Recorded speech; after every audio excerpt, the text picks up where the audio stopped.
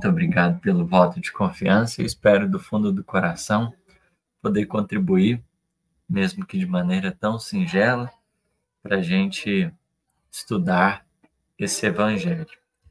Nós falaremos a respeito de uma mensagem do livro Caminho, Verdade e Vida, intitulada Ensejo ao Bem.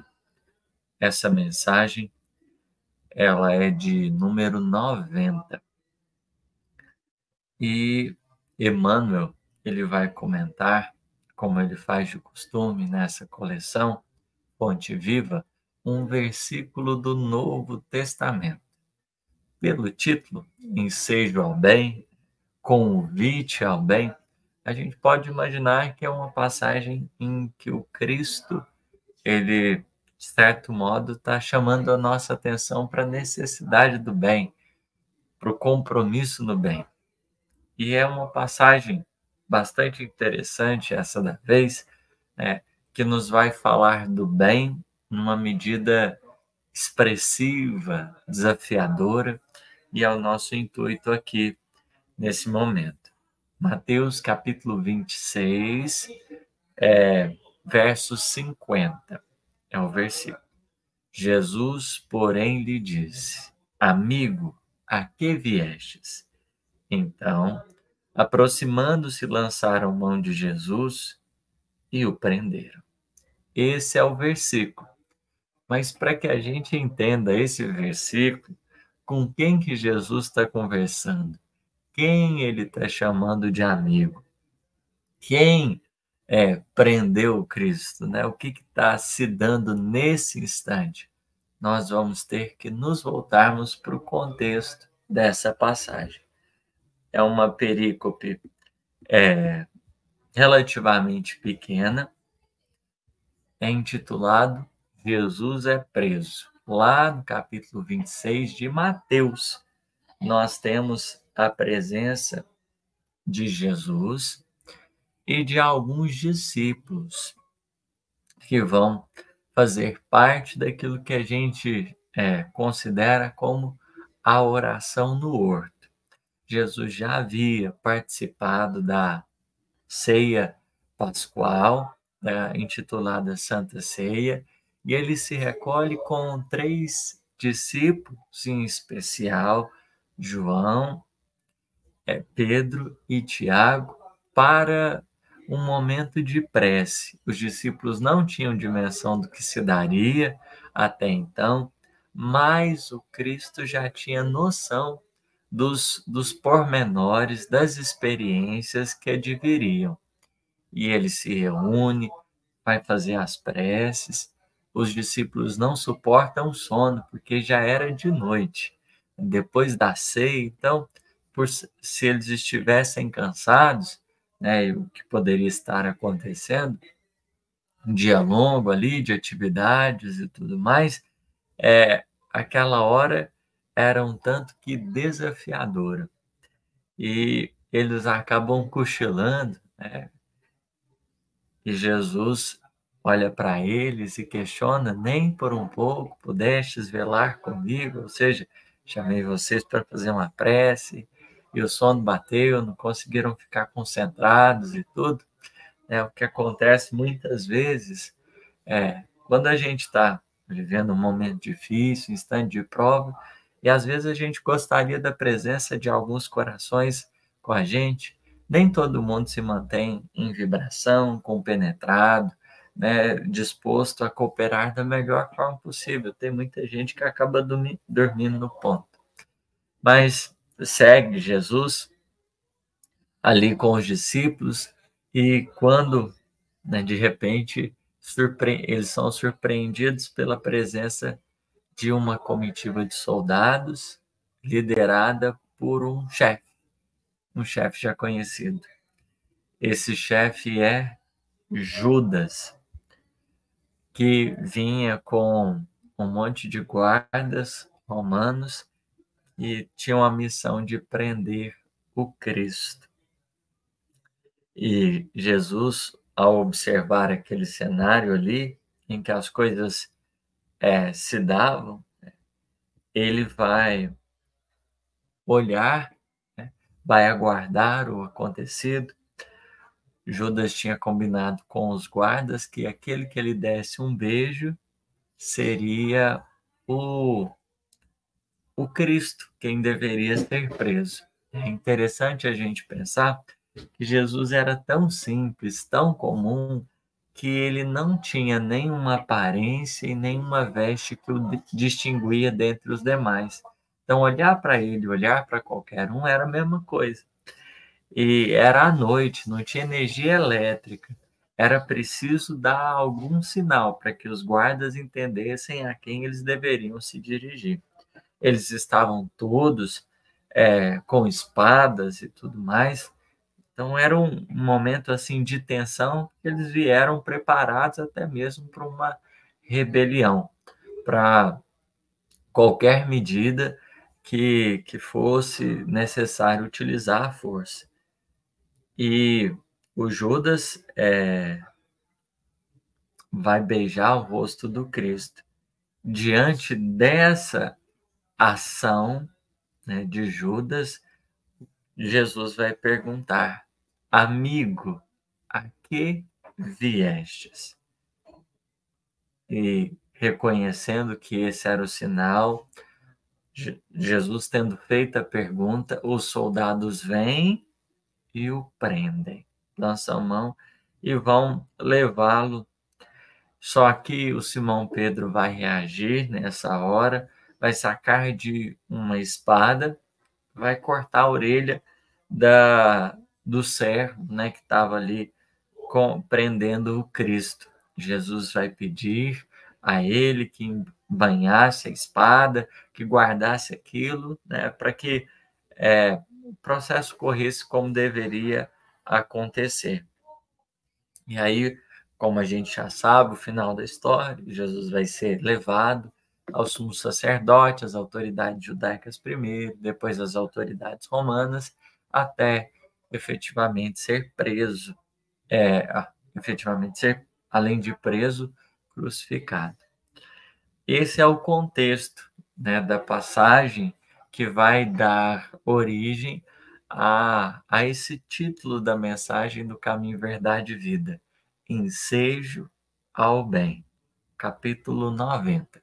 Só que antes da gente ler a mensagem e comentá-la, eu gostaria que a gente recordasse um momento importante do cristianismo, que o nosso querido Humberto de Campos ele resgata e vai nos ajudar a pensar um pouco mais profundamente no significado dessa lição e dessa pergunta que Jesus faz a Judas Iscariote: amigo, a que viestes? Mesmo na hora decisiva, ante a presença daquele que já havia sido identificado desde então como traidor, porque o mestre, na Santa Ceia, disse que aquele que metesse a mão no prato com ele, esse o trairia. Naquela circunstância, era Judas que divisava com ele o pegar do pão. É um símbolo importante que Jesus está utilizando para dizer: olha, o que vai me trair é alguém da intimidade. Quem vai me conduzir para esse momento de expiações, de lutas dolorosas, não se trata de alguém distante, de alguém que se opôs e que estava ao longe, mas é de alguém que comia comigo.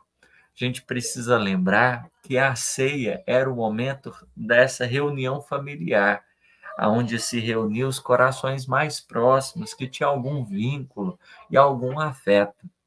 Comer com alguém, ser convidado, era um ato de honra que a gente precisava entender o valor.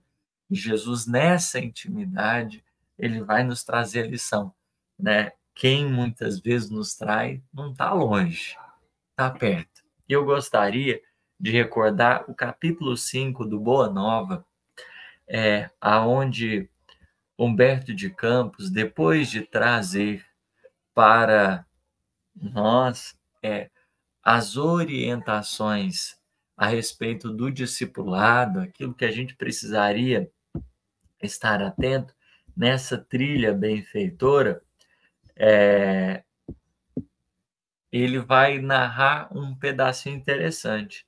Os discípulos estavam todos reunidos, ouvindo aquelas rememorações e palavras, e, de repente, narra Humberto de Campos o seguinte: foi quando Judas Iscariote, depois daquele clima espiritual, de paz, de entendimento, todo mundo bem, o Judas Iscariote, como que despertando antes de todos os companheiros daquelas profundas emoções de encantamento, todo mundo maravilhado, né? A gente está com palestra de Jesus ao vivo, presencial, não é live, transmissão, não está gravado. Ali era bem pertinho, não tinha, não estavam sentados em banquinho distante, era uma palestra, pessoal, como que bem íntima, familiar, era um momento de intimidade. E depois de ter trazido essas orientações, o Judas Iscariote, ele se adianta para o Messias, declarando em termos respeitosos e resolutos: Senhor, os vossos planos são justos, ou seja, tudo que você falou que a gente deve fazer, em relação ao Evangelho, a respeito da nossa missão, daquilo que nos cabe, é muito importante. Entretanto, é razoável considerarmos que nada poderemos edificar sem a contribuição de algum dinheiro. Observemos aqui uma questão levantada por Judas. Jesus estava falando de viagem, de divulgação da boa nova, de vivência do bem, e o Judas falou: olha, a gente não faz nada sem dinheiro aqui na terra. E aí, Jesus, entendendo a extensão e a beleza daquele momento, vai dizer assim: será que Deus, Judas, precisou das riquezas precárias para construir as belezas do mundo? Olha a pergunta muito provocativa de Jesus. Porque a gente precisa lembrar o seguinte: o nosso dinheiro, ele é uma forma humana de gerir essas relações, de troca. Então, nele não existe nada de absoluto. Quando a gente, precifica as coisas, coloca nelas preço, isso é a partir da minha visão, do que eu acho que vale ou que custa determinadas coisas. Só que o dinheiro mesmo, o papelzinho, as moedas, nunca vão pagar nada, porque a gente pode dizer que um serviço, equivale ao outro em termos de importância, mas o dinheiro por si mesmo, ele é apenas uma regulamentação humana que surge aí como um meio de tentar facilitar esses processos, mas que guarda ainda uma precariedade muito grande da nossa forma de gerir essas relações de troca. Se a gente for olhar em nosso lar, a gente tem um outro modelo econômico de gerir essas possibilidades, esse trabalho humano que é muito digno. O trabalho de um médico é irmão de um trabalho de um faxineiro, que é irmão do trabalho de alguém que está, um pedreiro, enfim. Por mais que no mundo existam essas valorações diferentes, a força do trabalho vale por si, porque cada um empenha, se esforça. Então, Jesus, ele, de certo modo, está fazendo uma provocação aqui em relação a essa forma humana. Será que Deus precisou das riquezas precárias para construir as belezas do mundo? A Maria do Rosário comentando aí: será que não existe dinheiro nos mundos mais avançados? Se nas colônias espirituais a gente pode falar de bônus hora, que já é uma outra maneira de pensar essas relações, se no nosso lar, que é uma colônia ainda bem materializada, e a gente já pode notar esse avanço de perspectiva, de entender, que todo serviço é útil, imaginemos no mundo dos mundos ditosos, que dirá nos mundos celestes, Isso é uma coisa nossa, muito particular, porque a gente está mais voltado para o preço do que para o valor das coisas. Então, para a gente é mais importante, né, falar que tal coisa vai valer, vai ter tal preço do que ela tem aquela utilidade, né?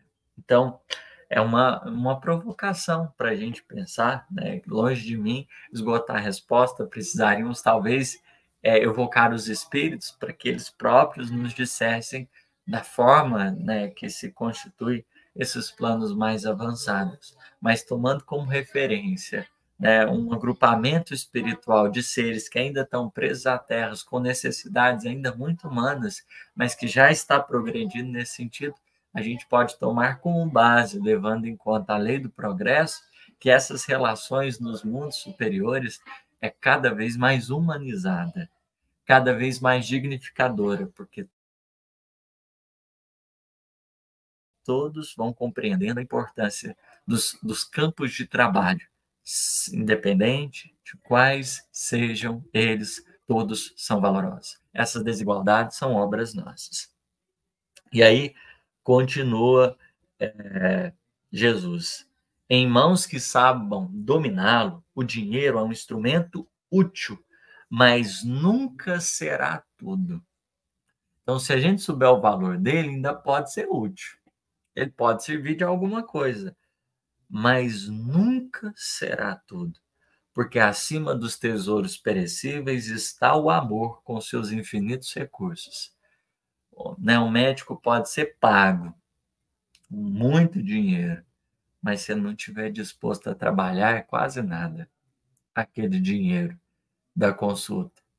É. Alguém pode, vamos dizer assim, obter larga faixa de recursos financeiros, mas se não estiver comprometido a cumprir a parte que lhe toca na criação pela posição que ocupa, vai ser quase nada. Então, Jesus coloca o amor como mais essencial do que o dinheiro, porque aonde o dinheiro para, tem outras coisas que continuam. O dinheiro não compra tudo, não compra a ação das pessoas, né? Ele é uma forma humana de tentar regular essas trocas, mas ele para, ele para. É interessante, teve um amigo, né? Ele viveu num final de semana um desafio no trabalho e final de semana as, as coisas param, né? Nem tudo está aberto e seria muito complicado dele, mesmo tendo dinheiro, ele resolveu uma determinada situação. Mas aí ele resolveu recorrer a um outro tipo de tesouro, que é o amor. Então ele ligou para uma pessoa que ele conhecia, essa pessoa ajudou ele com uma coisa que ele precisava. Ele ligou para outra pessoa, né? Essa pessoa deu continuidade àquele auxílio que inicialmente seria prestado pelo primeiro companheiro. E aí, contando com mais um outro coração, 3 pessoas o auxiliaram e ele conseguiu levar isto, o que era necessário. E aí, ele me contando, ele disse assim: olha, o dinheiro não é tudo, né? O dinheiro não é tudo, porque em algum momento a pessoa que tem dinheiro para no meio do caminho. Porque mais importante do que o dinheiro é as relações. É o que Emmanuel também vai dizer quando ele vai considerar o seguinte: é que quem ajunta amigos acumula amor, e quem acumula amor ajunta poder. Então, a nossa capacidade de ação ela está relacionada a esse campo dessas relações, por isso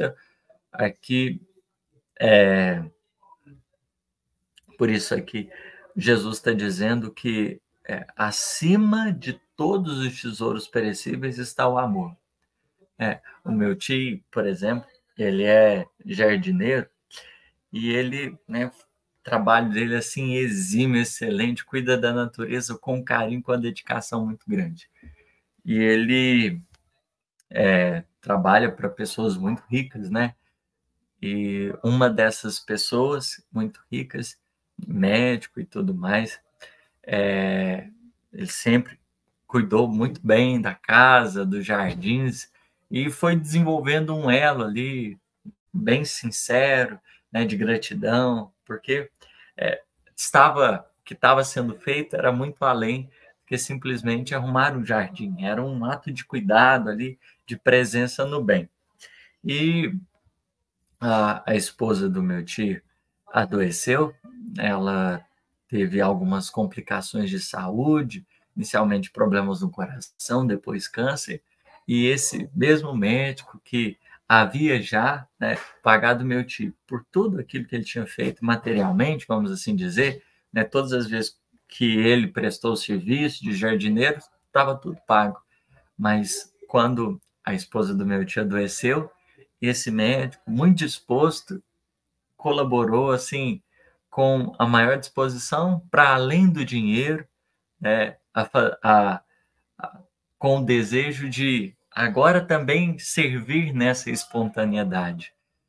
E aí ela estava precisando de uma atenção maior, e ele sem cobrar nada, né? Não pelo o dinheiro, não pelo o preço, mas agora pelo valor, né? A disposição de serviço, ela criou um clima de gratidão que viabilizou que esse tesouro maior se expressasse, né? O dinheiro para em um momento e a gente segue após ele quando existe, né, o amor, que é essa capacidade da gente se importar com o outro, da gente querer, né, espontaneamente ver o outro bem e servir para que aquele coração, aquela alma também tenha condições.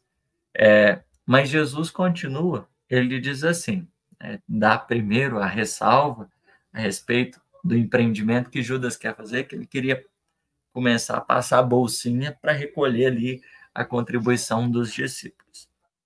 E aí, Jesus vai dizer para ele: embora eu não tenha qualquer moeda do mundo, não posso desprezar o primeiro alvitre dos que contribuirão comigo para a edificação do reino de meu Pai no espírito das criaturas. Aqui há uma lição muito interessante, porque a gente pode pensar, nossa, Jesus não, né, não tinha dinheiro nem nada, mas ele nunca deixou de trabalhar. Desde, né, a sua mocidade, ali, quando na cultura judaica é considerado adulto, né, iniciava-se essas atividades profissionais, Jesus já havia se prontificado. Durante mais de 15 anos seguidos nos serviços da carpintaria, né? Jesus não esteve à toa em instante nenhum. Se ficou na casa de Simão Pedro, não raro vamos ver passagens que ele está no lago com os pescadores. Podemos notar que Jesus, né, esteve sempre ativo, colaborando com esses discípulos em face, né, desse programa maior. Não, ele não estava movimentando dinheiro humano, mas estava movimentando o serviço divino. Mas Jesus considerava, não tenho qualquer moeda,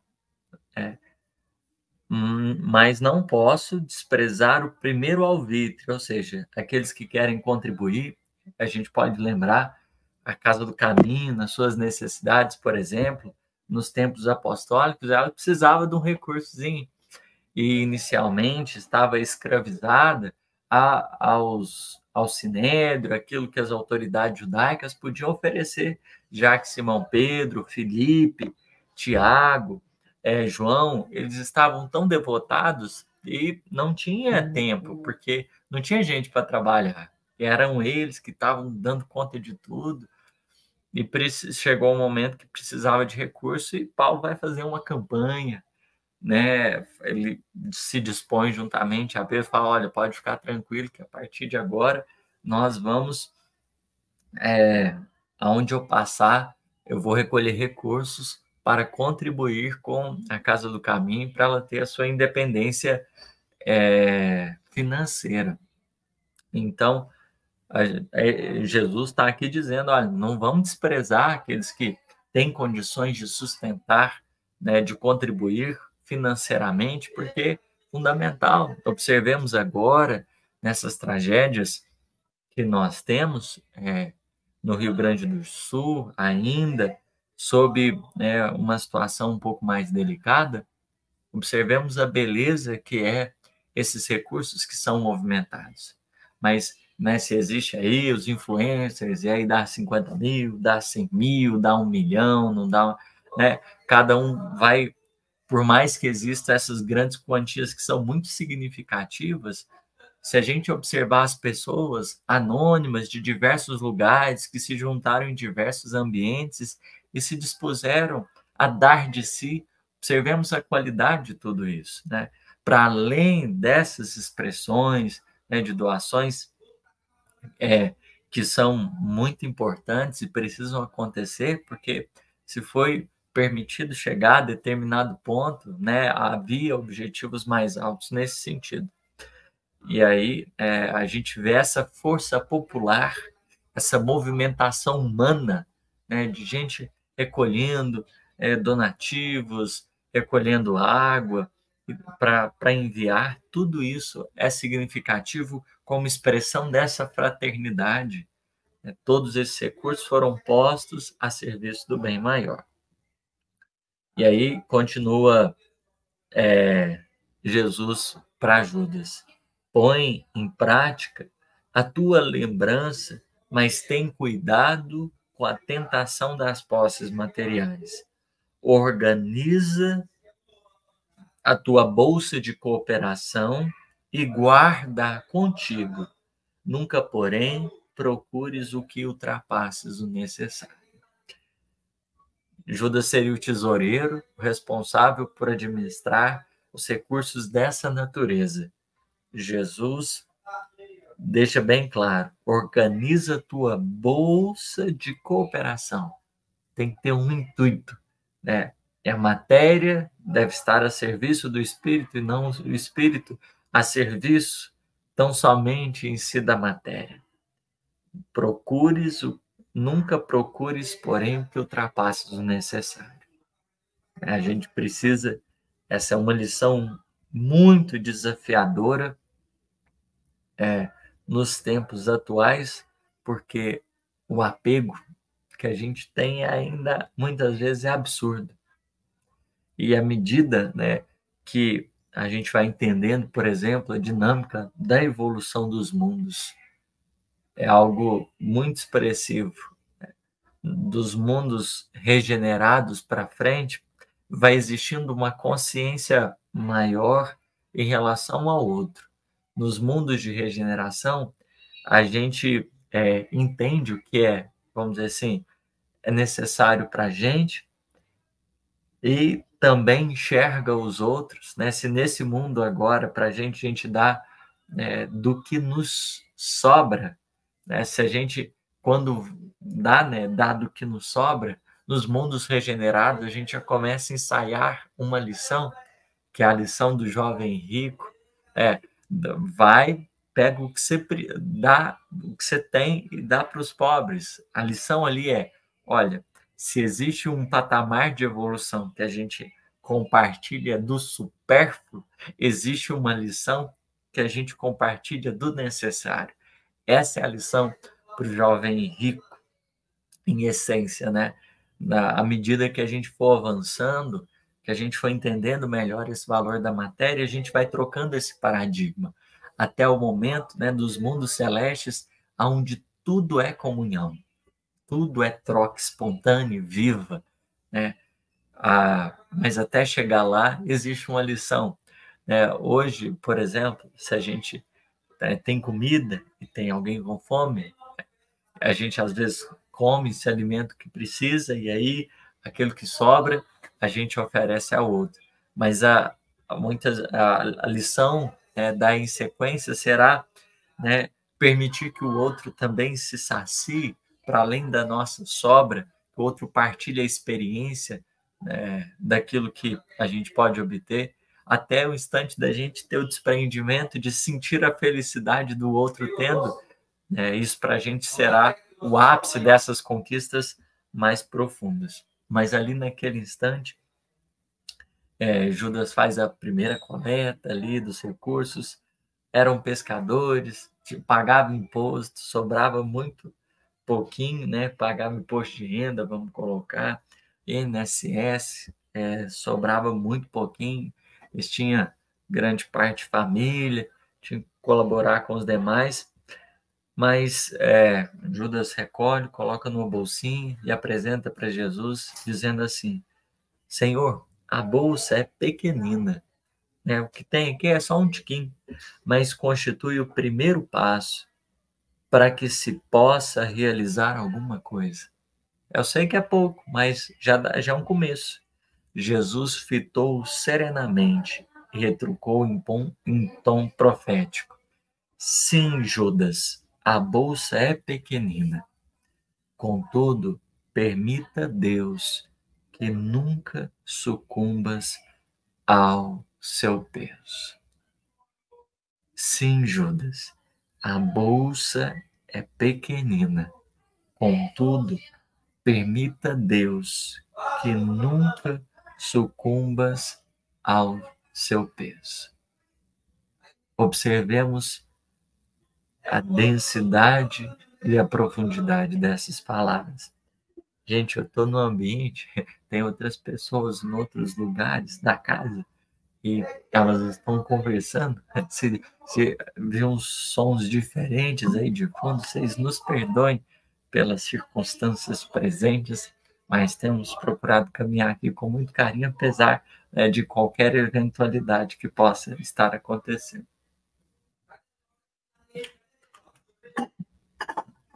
Então, naquele momento, Jesus estava dizendo a Judas algo muito, muito, muito importante. Era o desafio, a lição dele talvez parecesse apagada, mas em tom profético já anunciava, né, talvez um risco que ele poderia correr em relação ao futuro: sucumbir ao peso da bolsa. Ele acabar trocando os objetivos superiores pelos objetivos transitórios. Esse era o risco de Judas. Jesus, quando convida ele para fazer parte desse colégio apostólico, não convida sem entender o gênero de desafios e tentações que ele poderia vivenciar. Não chama ele sem entender isso. O Cristo estava lúcido. E as palavras aqui, como que deixam ciente a Judas o que às vezes ele mesmo não percebia. Judas, é importante estar atento, porque durante a encarnação as experiências vêm e nós temos pontos muitas vezes frágeis, pontos que às vezes a gente não pode brincar, porque na nossa trajetória espiritual, talvez aquela dificuldade sinalize para deslizes que a gente vem repetindo, em processos, em ciclos ininterruptos de ilusão. Jesus está acendendo uma luz para alguém que ele chama para intimidade. Ele está dizendo: olha, aqui você pode cair. A matéria pode ser mais importante do que o espírito. Os preços materiais, as recompensas materiais podem ser mais importantes do que os objetivos do coração, os tesouros da alma. Toma cuidado. Poderíamos lembrar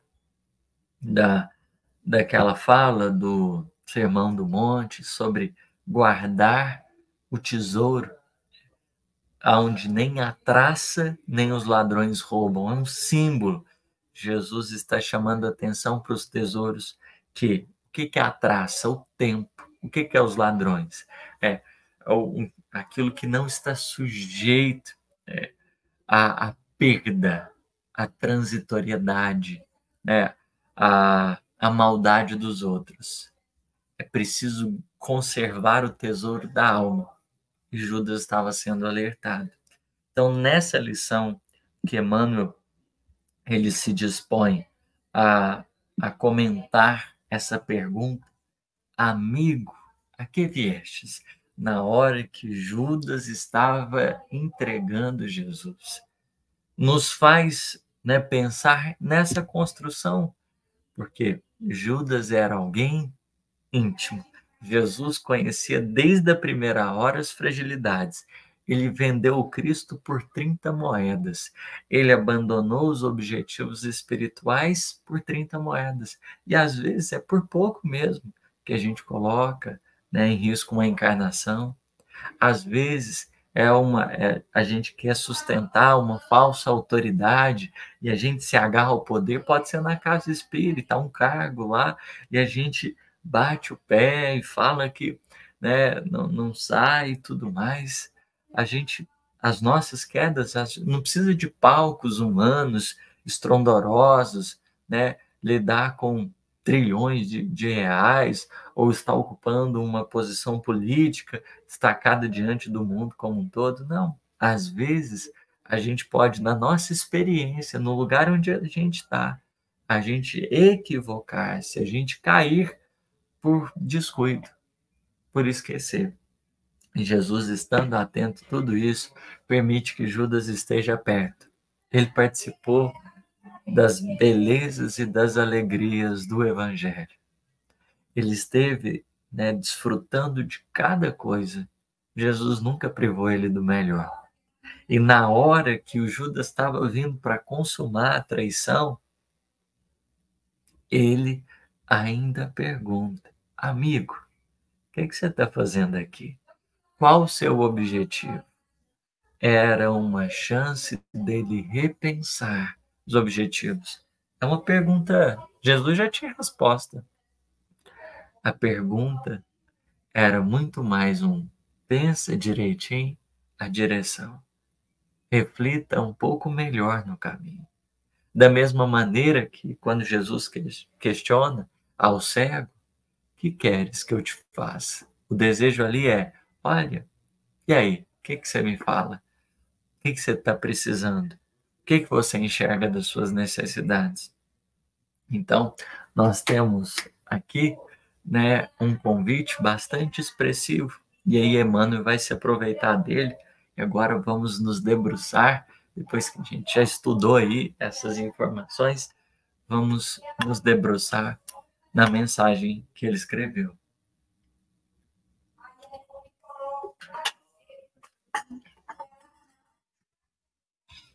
É significativo, diz Emmanuel, observar o otimismo do mestre, prodigalizando oportunidades ao bem, até ao fim da sua gloriosa missão de verdade e amor junto dos homens. Então, Emmanuel, primeira coisa que ele está dizendo: olha, observemos a caridade do Cristo, o otimismo dele, acreditando até o final na nossa capacidade. Porque quando a gente sabe que alguém vai errar ou está para errar, nem sempre a nossa forma de conduzir a experiência é respeitando o livre-arbítrio, porque tem isso. Tem isso. Jesus respeitou significativamente o livre-arbítrio. Nem sempre a gente consegue respeitar o livre-arbítrio oferecendo o melhor. Às vezes a gente quer asfixiar o outro, né? Não reduzindo as possibilidades dele agir, artificializando o processo. Jesus, com otimismo, queria, né, confiar em Judas, porque do coração dele para com Judas não tinha mudado nada. Mesmo sabendo da ilusão que ele vivia, né, ele entendia, sabia separar ali as circunstâncias. Ele confiava, dando liberdade. É muito significativo o fato de Jesus não sufocar, não prender, mas ele dizer: olha, está aqui, a minha semente, o meu voto de confiança. A questão da confiança é até interessante, porque tem muitas pessoas que, às vezes, né, a gente conhece, sabe, de algumas dificuldades, e a questão da confiança vai ficando muito difícil, vai ficando muito complicado. Gostaria de trazer uma diferença. A diferença de confiar e se confiar. Jesus sempre confiou em todas as pessoas, mas ele nunca se confiou a ninguém.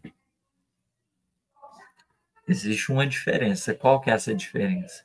O que é a confiança? Eu sei que o outro, ele tem coisa boa, ele tem potencial, ele tem capacidades benditas, luminosas.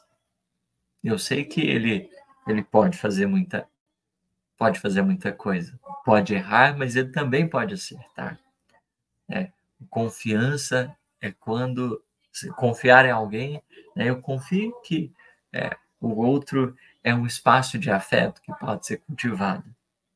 Mas se confiar é como se fosse um ato ali de entrega, aonde a gente às vezes vai desconhecer quem o outro é, ou a situação que ele está. Jesus não se confiou porque ele entendia que os discípulos poderiam falhar. Depositar expectativas nele ilusórias seria inválido.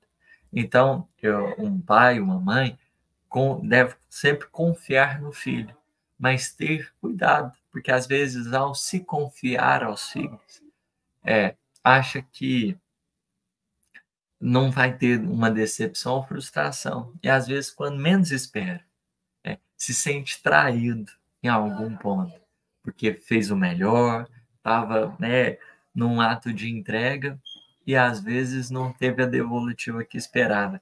Isso gera uma frustração, isso constrói um espaço de amargura muito grande. É o professor, que tenta agradar o aluno, que tenta se confiar a ele, sendo bonzinho, e aí, de repente, ele percebe aquele aluno falando mal dele, percebe o aluno nem aí para ele. Então, a gente está sujeito, quando a gente se confia, a gente está sujeito a viver essas experiências mais dolorosas. Quando acontece a crucificação, que Judas tinha traído, os apóstolos tinham abandonado, Pedro tinha negado, aqueles que ele tinha ajudado estavam demonstrando desprezo. Observemos o gênero de exposições que Jesus estava ali naquele instante, mas a maturidade para lidar, por não ter se confiado. Não existia nele expectativa ao curar. Fiz o que eu poderia. Curei aquele coração. Fiz o que me cabia. E seguiu adiante. Quem segue, quem serve, prossegue. Uma vez que a gente cumpriu a nossa parte, nos cabe seguir adiante. Porque se a gente para esperar algum tipo de recompensa, se a gente para se confiar a alguém, pode ser que a gente volte desacreditado. Muitas vezes a gente se sinta aí totalmente ferido dos nossos sentimentos pessoais, porque a gente pode ter aquela frase: olha, eu nunca imaginaria que fulano de tal poderia fazer aquilo. Nunca pensei, que Beltrano teria uma atitude dessa comigo, que eu sempre fiz, sempre ajudei. Só que o não se confiar é fundamental. Confiar sempre, porque os outros vão aprender, estão crescendo, mas não se confiar. Porque quando, acontece da gente não receber o que gostaria, aí vem as amarguras. Então, não se confiar nos protege das frustrações. Jesus passou sereno porque nunca esperou nada dos outros. Não tinha se confiado aos outros. Então, o que eles pudessem oferecer, ele entendia, que seria o que eles tinham condições naquele instante. mas não porque ele fez alguma coisa, necessariamente eles precisariam o fazê-lo. Ele deu liberdade, e essa é uma experiência do amor tão difícil, né? Muitas vezes, porque o nosso amor, ele é muito determinista do ponto de vista que se eu fiz isso, tenho que receber aquilo, e a gente já vai colocando algumas ponderações aí nessas nossas relações. Mas Jesus conseguiu muito bem fazer aquilo que lhe cabia, aceitando que o outro poderia oferecer, seguindo em frente, né? Seguindo em frente. Só a confiança dele, Emmanuel destaca. Continua Emmanuel. Cientificara-se o Cristo com respeito ao desvio de Judas. Não era surpresa nada do que estava acontecendo. Em nenhum momento a encarnação para o Cristo tinha sido uma caixinha. A gente, né, precisa recordar um ponto fundamental. O professor que ensina o aluno, ele ensina, né, e a matéria está valendo naquele instante para o aluno, porque o professor, enquanto ele era aluno, ele estava aprendendo a lição, mas depois que ele se tornou professor, aquela lição já não tem mais o efeito como tem para ele enquanto era aluno. O professor que ensina, ele já guarda a experiência, ele já guarda o conhecimento, agora ele só vai partilhar, né, aquilo que ele sabe, aquilo que ele conquistou. Ele não tem como ser professor daquilo que ele não conquistou. O evangelho, já estamos finalizando, viu, Bruno? O evangelho, para a gente, ele é o quê? Ele é aquilo que Jesus já sabe, não é aquilo que ele estava aprendendo naquela hora. Então a gente vê algumas falas de Jesus como: Pai, afasta de mim esse cálice. Deus meu, por que me abandonastes? Todas falas muito simbólicas, mas não é porque Jesus, naquele instante, não sabe o que fazer, né, ou está se desesperando. Ali ele está nos ajudando a entender o caminho quando a gente está vivendo a experiência. Então, é o professor como se estivesse escrevendo no quadro o percurso da equação, para a gente acompanhar e entender a direção. Porque para o evangelho tem significado para a gente. Para eu conversar com Deus, será que ele precisava abrir a boca? Não. Então, nenhuma das falas para Deus é porque o objetivo era simplesmente que o Criador escutasse. Alguém precisava ouvir. Alguém precisava escutar. Quem que precisava escutar? A gente. Pai, perdoa-lhes, porque não sabe o que faz. E aquilo vibrava no coração do Cristo. Mas a gente não entendeu o que estava passando dentro dele. Então ele falou, materializou. As palavras do mestre é só para a gente ter o roteiro. E falar assim, nossa, é isso daqui. É nessa direção. Porque dentro do coração dele vibrava a expressão dessas verdades. Ele estava tranquilo, né? Curso de mortalidade, de reencarnação, de dor. Ele já tinha tudo isso muito bem sedimentado, né? Não é porque não existia nele humanidade, mas ele era, vamos dizer assim, divinamente humano. E a gente é chamado a construir na nossa humanidade um pouco dessa divindade também. Então, observemos em si, né, essas lições. Cientificara-se o Cristo com respeito ao desvio de Judas. Comentar amorosamente o assunto na derradeira reunião mais íntima com os discípulos. Não guardava qualquer dúvida relativamente aos suplícios que o esperavam. No entanto, em se aproximando do cooperador transviado, né, Judas, beijam na face, identificando perante os verdugos. E o mestre, com sublime serenidade, recebe-lhe a saudação, carinhosamente indaga: Amigo, a que viestes? Seu coração misericordioso proporcionava ao discípulo inquieto o ensejo ao bem, até o derradeiro instante.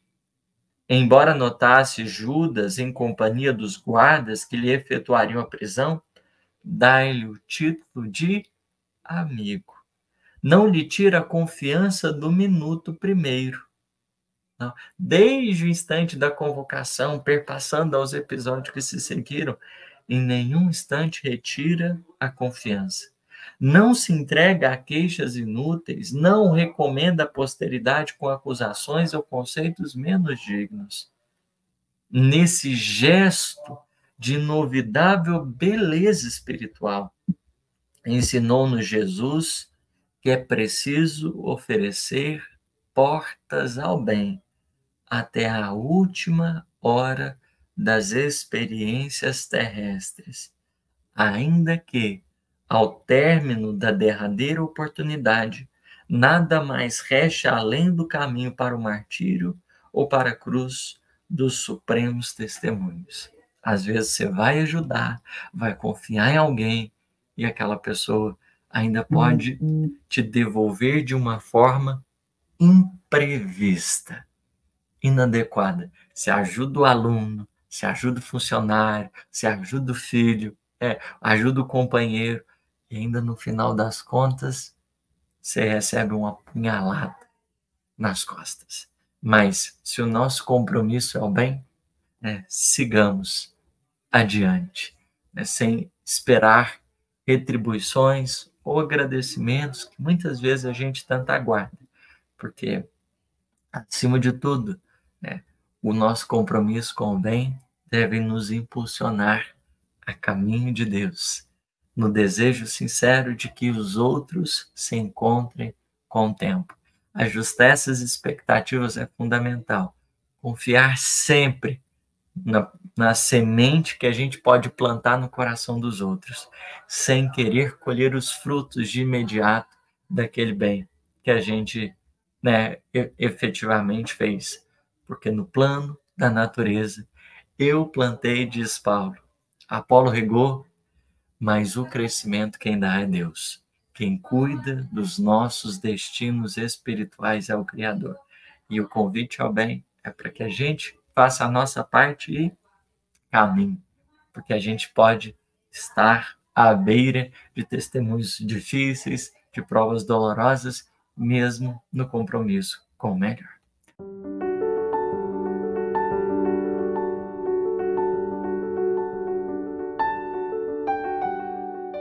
Senhor, Mestre de nossas vidas, nós estamos aqui humildemente para orar. Ainda, as notícias que nos chegam do Sul nos falam de necessidades profundas de toda a ordem, seja aquelas que estão ligadas à matéria, seja aquelas que estão relacionadas ao campo do coração. Na nossa prece, queremos, ainda uma vez, vibrar pelos voluntários e os corações generosos que têm se irmanados para que os recursos materiais cheguem.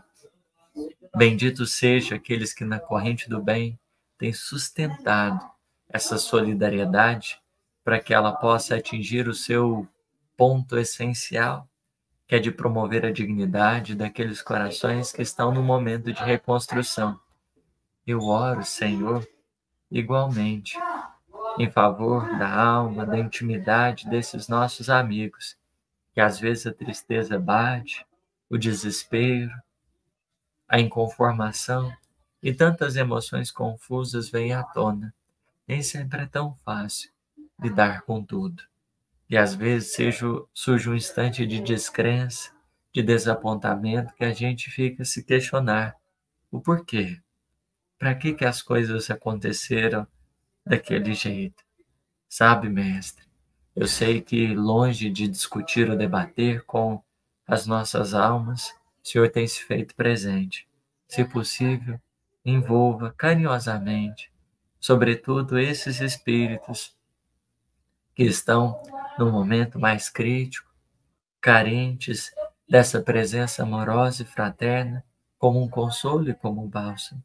Que o Consolador prometido, nas suas muitas luzes e vozes do além, possa se fazer presente, nos ajudando a perceber em toda parte que o amor de Deus não nos abandona, e que se existem provas e dores, há também esperanças, e recomeços a nos convidarem a marchar devagar, na medida das nossas forças, mas sem perder a direção. Obrigado por esse momento, que assim seja.